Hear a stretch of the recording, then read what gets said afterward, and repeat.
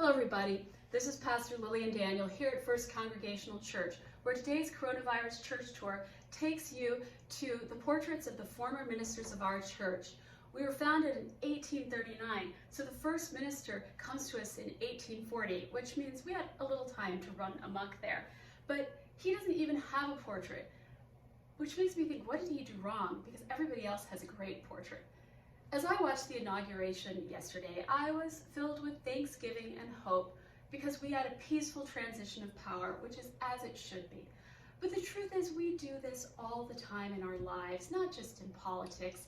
It's amazing that we even do it in the church, when we're not burning people at the stake, beheading them, locking them up in the Tower of London. Well, let's move on to a positive example. First Congregational. You can see the very different styles of the ministers who are represented here.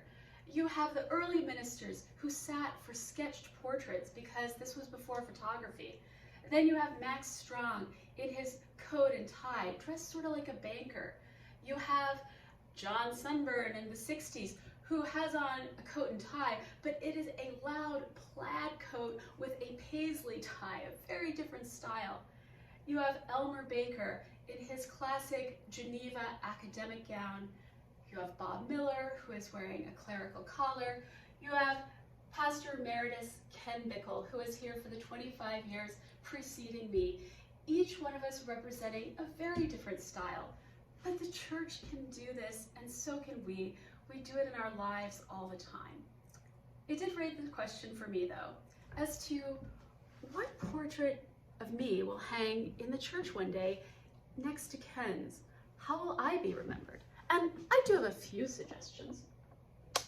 How about this portrait of me at the age of 12 as a child prodigy in seminary school, when I was leading a slightly more free-spirited life?